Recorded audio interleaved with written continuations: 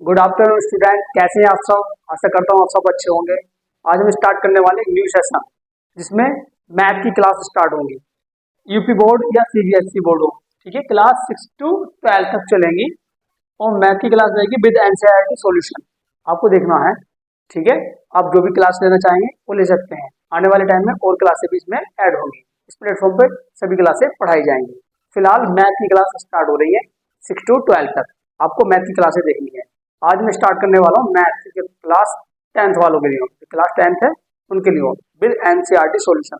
तो देखेंगे भाई, जैसे हमारा पहला चैप्टर है, पहला चैप्टर का नाम है रियल नंबर्स, वास्तविक संख्याएं। Chapter first, real number. Numbers कह दो, नंबर कह दो, ठीक है। क्या होती है? वास्तविक संख्याएं, वास्तविक संख्याएं। अब इसका बेसिक जान लेते हैं थोड़ा। वास्तविक संख्याएं, वास्तविक संख्या होती क्या है? जो वास्तव में है, ठीक है, उन्हीं को वास्तविक संख्या बोलते हैं। रियल नंबर कहां से कहां तक लाई करते हैं? ये माइनस इन्फिनिटी से और प्लस इन्फिनिटी तक, minus infinity two plus infinity तक लाई करते हैं। यानी कि माइनस के इन्फिनिटी से प्लस के इन्फिनिटी से।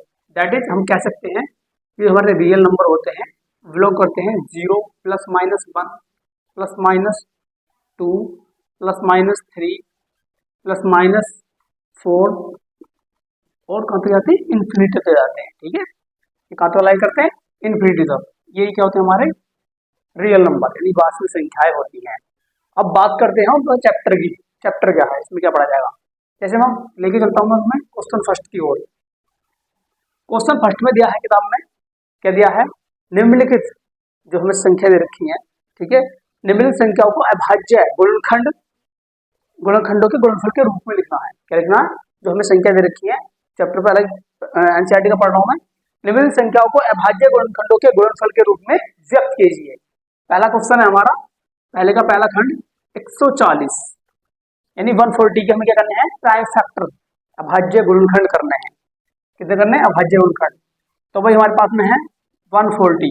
मैं रेज करूंगा, हाथों हाथ नोट करना, इसको नोट कर सकते हैं। आफ्टर बाद में सीख के खुद कर सकते हैं, ठीक है। समझाऊंगा बहुत इजी में। आगे क्या? 140 का हम क्या करते हैं? प्राइम फैक्टर यानी कि अभाज्य गुणनखंड के रूप में लिखना है।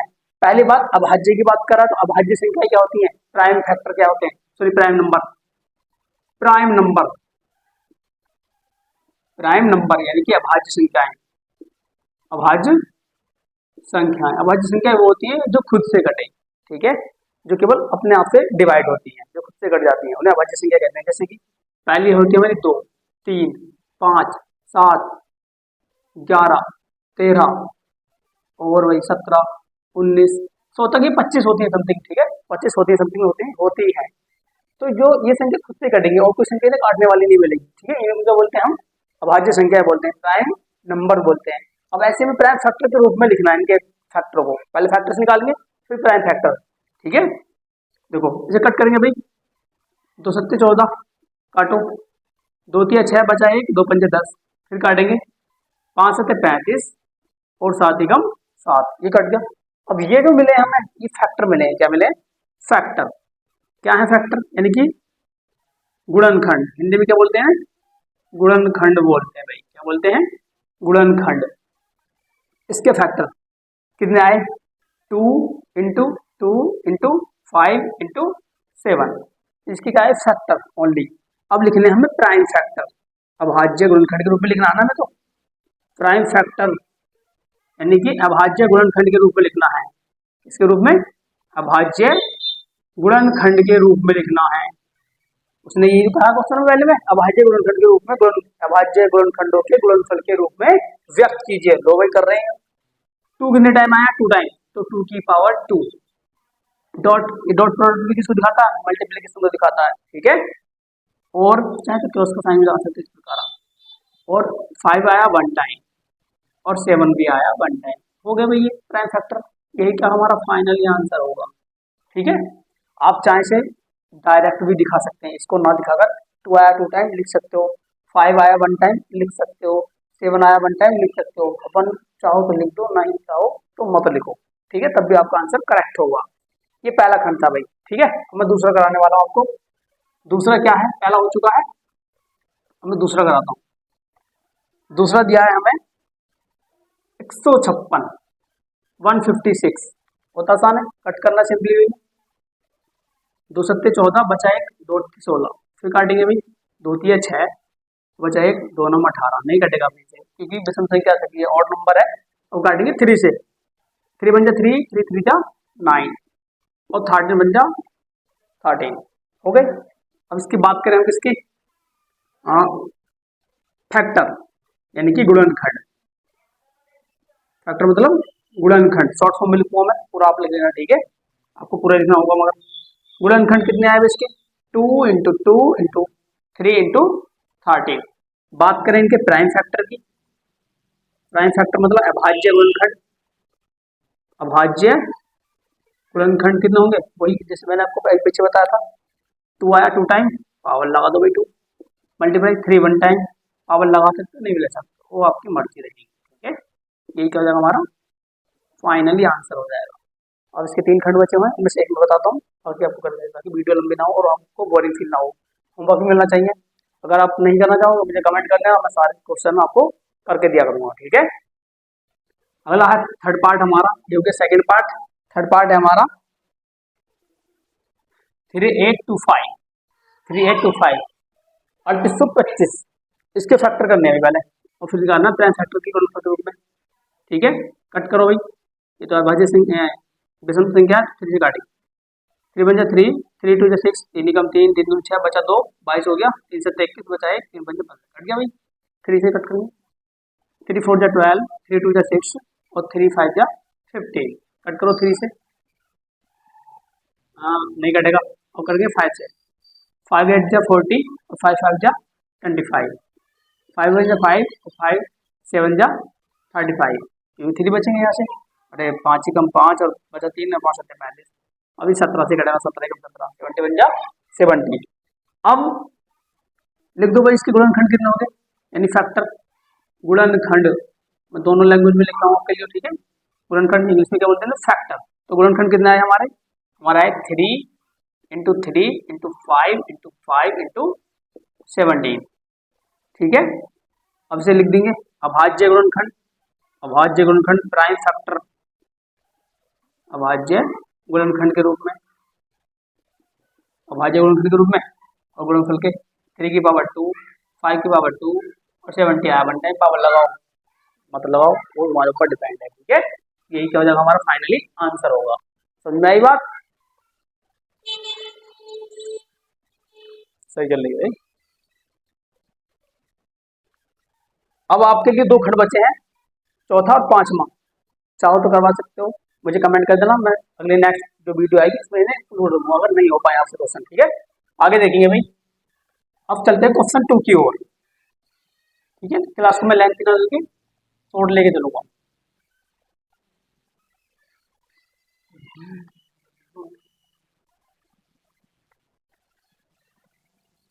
क्वेश्चन 2 है हमारा, कह रहा है भाई पूर्णांकों के निम्नलिखित युग्मों के एचसीएफ और एलसीएम, क्या याद करना है, एचसीएफ देखिए मैस है, मासा बोलते हैं ना, ठीक है, और एलसीएम लासा देखिए लैसे हमें ज्ञात करना है, और कह रहा है इसकी जांच भी कीजिए, और दिया है 2 संख्याओं का गुणनफल हमेशा बराबर आता है एचसीएफ इंटू एलसीएम के, ठीक है, ये कहा था जांच भी करनी है भाई। पहला क्वेश्चन है हमारा इसमें, question number first, question number 2 का फर्स्ट पार्ट क्या दिया भाई, 26 और 91,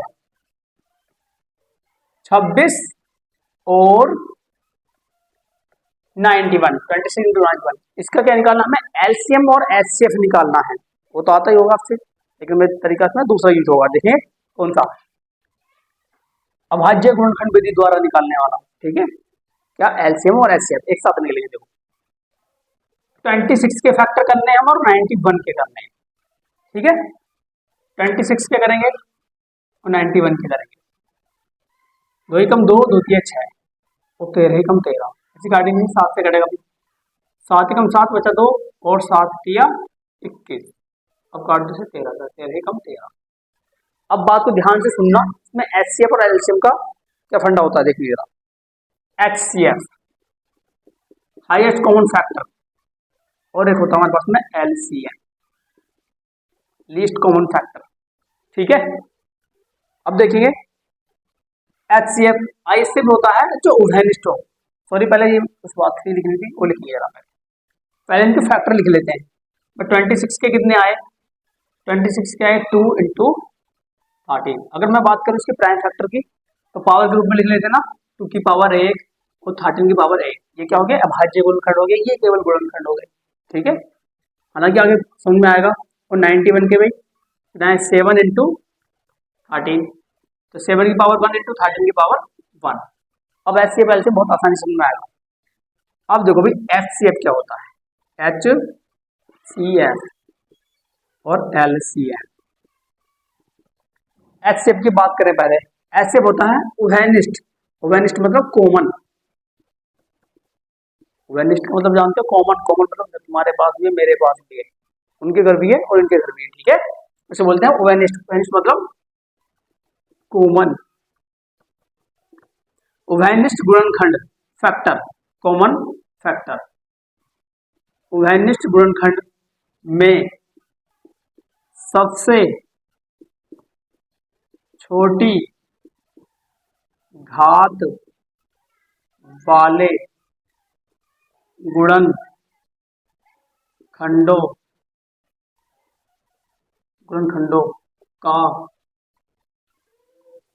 का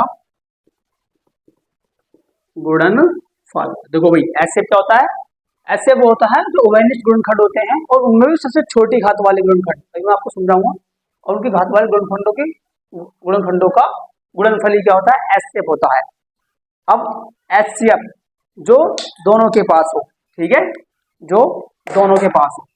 देखो भाई 13 यहाँ पर भी है और यहाँ पर भी है। अब यहाँ से देखेंगे इनमें छोटा वाला फैक्टर कौन सा? घात किससे छोटी है? इसकी घात भी 1 है और इसकी घात भी 1 है, तो दोनों सेम सेम है। मान लो यहाँ घात होती 5, यहाँ होती 3, तो कौन सा लेते? नीचे वाला लेते। लेकिन जब सेम है तो एक उठा लेंगे भाई, क्या उठा लेंगे? एक को उठा लेंगे। सिर्फ कॉमन वाला लेना हमें, 13 की पावर 1, यानी कि ये 13 ही आ जाएगा। और कुछ कॉमन नहीं है। यहाँ पर 7 है, यहाँ पर 7 नहीं है, यहाँ पर 2 है, यहाँ पर 2 नहीं है, तो ये कॉमन नहीं है। तो इसलिए हमारा मैसेज होगा HCF जो होगा वो 13 होगा। अब हमें बताना है LCM। क्या बताना है हमें? LCM, least common factor. अब ये क्या कहता है? लीस्ट कॉमन फैक्टर होता है उभयनिष्ठ गुणनखंडों में से। उभयनिष्ठ यानी कि कॉमन फैक्टर में से उभयनिष्ठ गुणनखंडों में से सबसे बड़ी घात वाले गुणनखंड व शेष बचे सभी गुणनखंडों का गुणनफल। देखो भाई ये क्या बोलता है? चेक कर लो, ठीक है। उभयनिष्ठ गुणनखंडों में से सबसे बड़ी घात वाले गुणनखंडों व शेष बचे सभी गुणनखंडों का गुणनफल ही LCM कहलाता है। कहने का मतलब जो LCM जो आएगा हमारा, यहाँ लिखेंगे वैसे LCM ये कह रहा पहले चेक करो जो कॉमन गुणनखंड है उनमें सबसे बड़ी घात किसकी है उसे देंगे।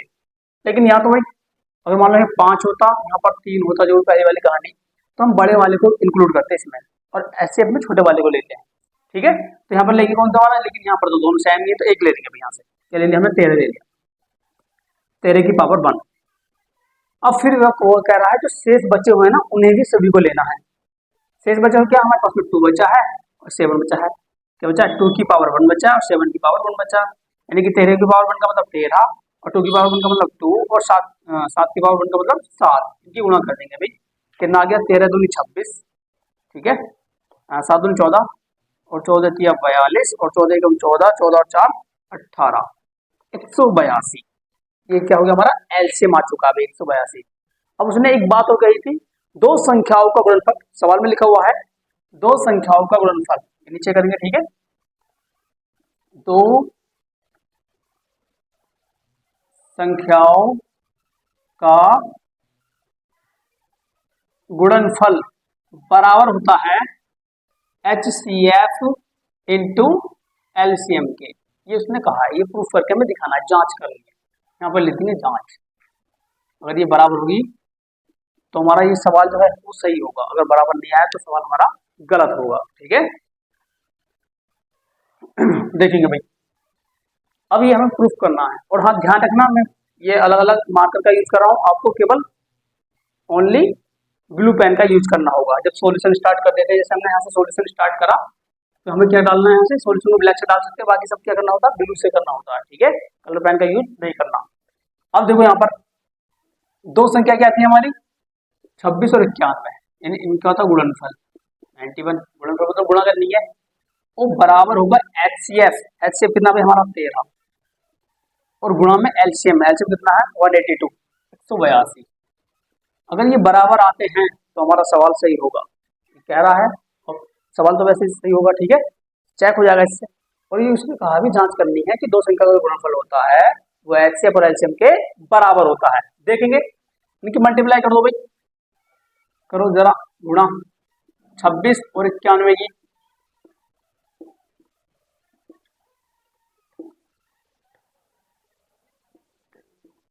ये आ गया भाई, इनकी गुणा आ गई 6 6 इतनी। और इधर चेक करो, 13 दूनी 26 का 6, और 13 अट्ठा 104, 104 और 2 106, और 13 कम 13, 13 10 23। तो भाई ये वाला पार्ट भी इस वाले पार्ट के बराबर आ चुका है। ठीक है, हाँ, दो संख्याओं का गुणनफल, दो संख्याओं, जांच हो चुकी है भाई, दो संख्याओं का गुणनफल हमेशा HCF व LCM के गुणनफल के बराबर होता है। ये जांच भी हो चुकी है। ये हो गया आपका फाइनली क्वेश्चन नंबर 2 का पहला पार्ट। ठीक है, इसी की तरह सारे पार्ट हैं, एक पार्ट मैं बताता हूँ आपको बड़ा वाला, एक आपको होमवर्क में दूंगा। ठीक है, देखेंगे भाई, इसे रेज कर रहा हूं मैं।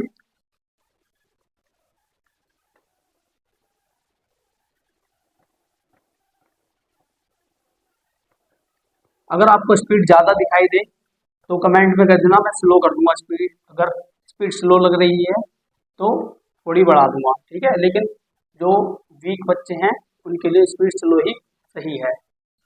देखिए भाई, अब नेक्स्ट क्वेश्चन दिया हमने 510 और 92 का एचसीएफ और एलसीएम निकालना है। इनमें से एक करा लीजिए, मैं कर देता हूँ थर्ड पार्ट आपको, 336 और 54 का एचसीएफ एलसीएम निकालना, जिसका थर्ड पार्ट है। सेकंड आपको मैं होमवर्क में देता हूँ, सेकंड पार्ट रहेगा आपका होमवर्क में। ठीक है, अगर नहीं होगा तो कमेंट कर देना, मैं नेक्स्ट क्लास में पूरा कर दूंगा। ठीक है, मैं कर रहा हूँ थर्ड पार्ट। कितना दिया है भाई, 336 और 54, 336 और 54 करना है अब हमें। ठीक है, करो भी इनके अलग अलग फैक्टर, सॉल्यूशन डालो और कर दो शुरू। 336 और 54 के फैक्टर काटो, दो एकम 2 बचा 1, काटेंगे फैक्टर करेंगे, दो छिक्का 12 बचा 1, 2 अट्ठे 16, फिर काटेंगे पीछे, 2 अट्ठे 16, 2 चौक 8, काटेंगे 2 चौक 8 और 2 दूनी 4 से काटेंगे, 2 दूनी 4, 2 एकम 2, 3 सत्ते 21 और 7 एकम 7। अब यहाँ देखेंगे इसके करेंगे 54 के, 2 दूनी 4, 2 सत्ते 14। अब ये अभाज्य से वो संख्या की काटेंगे, 3 नाम 27, 3 तिया 9 और 3 एकम 3। अब इनके फैक्टर लिख लो भाई, 336 के कितने आए, 1 2 3 4, 2 into 2 into 2 into 2 into 3 into 7। बात करें अभाज्य की, तो अभाज्य कितना हो जाएगा भाई, 2 की पावर 2 आया 4 टाइम, तो 2 की पावर 4 इंटू ये वाला डॉट प्रोडक्ट होता है, ये भी गुणा को दिखाता है भाई। ठीक है, मल्टीप्लाई को, और 3 की पावर 1, 3 सही से नहीं बना भाई, 3 की पावर 1 इंटू 7 की पावर 1, यह है। अब इसकी बात कर लेते हैं, 54 यानी कि 54 के कितने आए, 2 इंटू 3 इंटू 3 इंटू 3। बात करें अभाज्य की, तो 2 की पावर 1 इंटू 3 की पावर 3, ये है इसके फैक्टर। अब हमें क्या करना है, हमें एचसीएफ और एलसीएम बताना है। क्या बताना है, ठीक है, मैं इधर बता रहा हूँ। ठीक है, HCF, HCF मैंने बताया था क्या होता है। HCF जो छोटी पावर वाला होता है, कॉमन पावर, जो कॉमन गुणनखंड है हमारे, कॉमन फैक्टर है उनमें छोटी वाली पावर कॉमन देखेंगे। दो यहाँ भी आया है और दो वहां भी आया, ऊपर भी दोनों जगह आया है। छोटा कौन सा है, ये वाला, तो उसे लेंगे यहाँ पर। कितना आया, 2 की पावर 1 इंटू, उसमें तो एक ही था लेकिन इसमें दूसरा भी है तो दूसरा भी लेंगे भाई, जितने भी होंगे हमें लेने होंगे। कौन सी पावर, छोटी पावर। यहाँ पर देखो 3 की पावर 1 है और यहाँ पर 3 की पावर 3 है नीचे, तो कौन सा लेंगे, ऊपर वाला 3 की पावर 1। ठीक है, अब कोई कॉमन नहीं है यहाँ, 7 ओनली, यहाँ पर कुछ है नहीं। अगर 7 यहाँ होता तो 7 भी लेते, बहरहाल इसमें है नहीं। ठीक है, अगर इसमें है नहीं, आगे देखेंगे तो कहते 2 की पावर 1 मतलब 2 और 3 की पावर 1 मतलब 3, 2 3 जा 6, यानी एचसीएफ कितना आ चुका है हमारा, 6 आ चुका है। ठीक है, 6 आ चुका है। डॉट प्रोडक्ट में कर लो चाहे क्रॉस प्रोडक्ट में करनी, मल्टीप्लाई है। ठीक है, अब देखेंगे एलसीएम। एलसीएम होता है लीस्ट कॉमन फैक्टर, यानी कि उभयनिष्ठ गुणनखंडों में सबसे बड़ी घात वाला फैक्टर गुणनखंड, और जो बचेंगे वो भी लेने हैं। अब पहले इन दोनों, ये दोनों ही कॉमन है, बड़ी घात किसकी है, इस वाले की, तो 2 की पावर 4 लिखेंगे, मल्टीप्लाई 3 की पावर 3, 3 की पावर 1, बड़ा कौन सा, 3 की पावर 3, तो 3 की पावर 3 लेंगे, डॉट प्रोडक्ट। कुछ कॉमन नहीं बचा, नहीं बचा। और ये कहता है जो बचे उसे भी ले लो, तो 7 बचा भाई, 7 भी लेना होगा यहाँ पर। समझ में आ गई बात, गुणा कर लो भाई, 2 की पावर 4 मतलब 2 की 4 बार गुणा, मैं करके दिखा रहा हूँ, नहीं डायरेक्ट लिख सकता हूँ। 3 की 3 बार गुणा और 7 बार। अब इनकी गुणा कर दो, 2 दूनी 4, 4 दूनी 8, 8 दूनी 16, 16 तिया 48, 48 तिया 3 8 24, 144, 3 8 24, 3 चौक 12, 144, 144 तिया 3 चौक 12, 3 चौक 12 और 3 एकम 3, 3 और 4 और 7 से मल्टीप्लाई कर दो भाई, 7 दूनी 14, 7 तिया 21, 21 और 1 22 और 7 चौक 28, 7 चौक 28, 7 दूनी 14 का 4 और 7 से 21, 22 और 7 चौक 28, 28 और 2 30। ये आ गया हमारा एलसीएम। मल्टीप्लाई वर्ड चेक कर लेता हूँ जरा, 2 दूनी 4, 4 दूनी 8, 8 दूनी 16, 16 के 48, 48 के 144, 3 8 24 और 3 चौक 12 14 और 3 चौक 12 का 2, 3 चौक 12, 12 13 और 3 एकम 3, 3 और 4। ठीक है भाई, 7 दूनी 14, 7 के 21 और 7 चौक 28 और 30। ठीक है भाई, अब हमें जांच भी करनी है। अभी तो जांच का टॉपिक बचा ना, वही दो संख्याओं का गुणनफल इक्वल होता है HCF इंटू LCM के। दो संख्या क्या आती है हमारे, 336 और 54, 336 गुणा 54 बराबर HCF, HCF आया हमारा 6, LCM 3024। अब इनकी गुणा कर दो, देखते हैं इक्वल आते हैं यहाँ पे। करेंगे भाई, 4 छंग 24, 4 तिया 12 14, 4 तिया 12, 12 13, 5 छंग 30, 5 तिया 15, 15 3 18 और 5 तिया 15, 15 16।